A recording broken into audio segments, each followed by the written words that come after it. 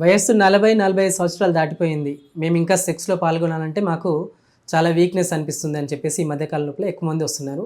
నేను doctor Lokeshwar, doctor care homeopathy మాట్లాడుతున్నాను.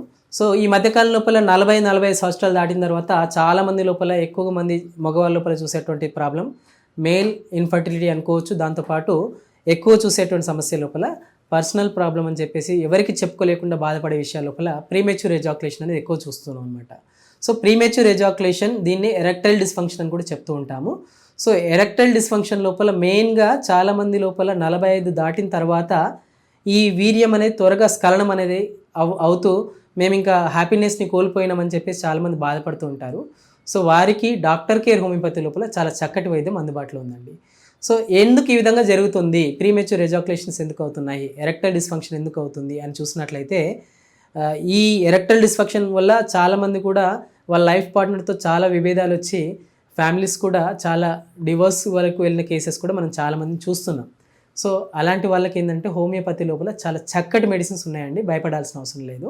So, 40-45 దాటిన తర్వాత మేము సెక్స్ చేయాలంటే బాధగా ఉంది అనే వారికి ఈ విషయం అనమాట.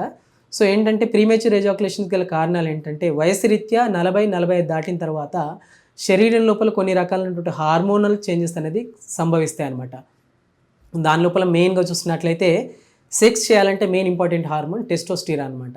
సో, ఈ టెస్టోస్టిరాన్ సీక్రెషన్స్ అనేది ప్రాపర్‌గా లేకపోయినప్పుడు మనకు అంగస్తంభన అనేది స్తంభించినప్పుడు కూడా కోరికలు మంచిగా ఉన్నాయి సార్, కానీ నేను సెక్స్ చేయలేకపోతున్నాను అని చెప్పి చాలామంది చెప్తున్నారు.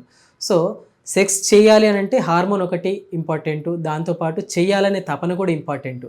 సో, కోరికలు ఉన్నాయి బట్ శరీరం సహకరించట్లేదు అనే వాళ్ళకు టెస్టోస్టెరాన్ సీక్రెషన్స్ ఏ విధంగా ఉన్నాయని మనం చూసుకోవాల్సిన అవసరం ఉంటుందన్నమాట. సో, ఎక్కువగా 40-45 సంవత్సరాల లోపల ఎక్కువగా యాంగ్జైటీ లెవెల్స్ ఎక్కువగా ఉన్నా, స్లీప్ ప్రాపర్గా లేకపోయినా, టెన్షన్ స్ట్రెస్ ఎక్కువగా ఉన్నా, అంటే సైకలాజికల్ కాజెస్ అని చెప్పేసి చెప్తుంటాం అనమాట. సో, ఈ సైకలాజికల్ కాజెస్ వల్ల కూడా సెక్స్‌లో వీర్యం అనేది త్వరగా రావడం, త్వరగా ప్రీమెచ్యూర్ ఎజాక్యులేషన్స్ అనేది ఏర్పడడం అనేది ఎక్కువ చూస్తుంటాం. నాకు ఎలాంటి టెన్షన్స్ లేవు సార్, నేను అంత హ్యాపీగా ఉన్నాను, నాది హ్యాపీ లైఫ్, నాకు అన్ని రకాల ఇన్కమ్ పరంగా ఏ ఇబ్బంది లేదు, నాకు అన్ని రకాల మంచిగా ఉన్నాయి, అయినా కానీ నేను సెక్స్ చేయలేకపోతున్నాను అని చెప్పేసి కూడా కొంతమంది వస్తున్నారు. సో, వాళ్ళ లోపల కారణాలు ఏంటి మరి అని చూసినట్లయితే సెక్స్ అనేది హార్మోన్ ఒకటే కాదు, దాంతోపాటు న్యూరలాజికల్గా అంటే అంగానికి సంబంధించినటువంటి నర్వ్స్ అనేది వీక్గా ఉన్న సందర్భాల లోపల కూడా వీర్యస్ఖలనం అనేది త్వరగా పడిపోవడం అనేది మనం ఎక్కువ చూస్తుంటాం. అంటే అంగానికి సంబంధించినటువంటి నరాలు వీక్గా ఉండడం వల్ల కూడా, అంటే దానికి మళ్ళీ ఆ కాజెస్ ఎందుకు వస్తాయని చూస్తున్నట్లయితే అండర్లయింగ్ కొన్ని రకాలైనటువంటి మెడికల్ హిస్టరీ తీసుకున్నట్లయితే డయాబెటీస్ కావచ్చు, హైపోథైరాయిడ్ కావచ్చు, హైపర్ టెన్షన్ కావచ్చు, ప్రీవియస్లీ కార్డియోవాస్కులర్ డిజార్డర్స్ అంటే గుండెకు సంబంధించినటువంటి శస్త్రచికిత్సలు ఏమైనా చేసిన సందర్భాల లోపల, లేదా కొలెస్ట్రాల్ లెవెల్స్ ఎక్కువగా ఉన్నాయి, వాటికి సంబంధించినటువంటి మెడిసిన్స్ వాడుతున్నాం, అలాంటి సందర్భాల లోపల కూడా ప్రీమెచ్యూర్ ఎజాక్యులేషన్స్ అనేది ఏర్పడడానికి అవకాశం ఉంటుంది. సో, డయాబెటీస్ ఉన్నా, హైపర్ టెన్షన్ ఉన్నా, కొలెస్ట్రాల్ లెవెల్స్ ఎక్కువగా ఉన్నా వాటి వల్ల కూడా ప్రీమెచ్యూర్ ఎజాక్యులేషన్స్ అనేది ఏర్పడడానికి అవకాశం ఉంటుంది. అదేవిధంగా ఇవేవి లేవు అయినప్పటికీ కూడా ఈ సెక్షువల్గా ప్రీమెచ్యూర్ ఎజాక్యులేషన్స్ అనేది ఏర్పడడానికి అవకాశం ఉంటుంది. మరే విధంగానంటే అంగానికి సంబంధించినటువంటి రక్తనాళాలు చాలా వీక్గా ఉన్న సందర్భాల కూడా, అంగానికి వెళ్ళాల్సినటువంటి రక్త ప్రసరణ అనేది ప్రాపర్గా లేని సందర్భాలలో కూడా ప్రీమెచ్యూర్ ఎజాక్యులేషన్స్ వీర్యం అనేది తొందరగా పడిపోవడానికి కూడా అవకాశం ఉంటుందన్నమాట.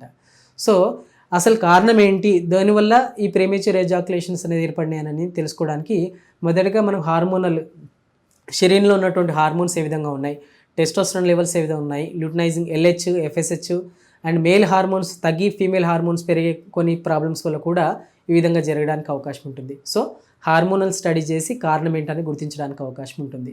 అదేవిధంగా అంగానికి సంబంధించినటువంటి రక్త ప్రసరణ ఏ విధంగా ఉందనేది సింపుల్ స్కానింగ్ చేయడం వల్ల కూడా దానికి సంబంధించినటువంటి స్కాన్ అనేది అడ్వైజ్ చేస్తూ ఉంటాము.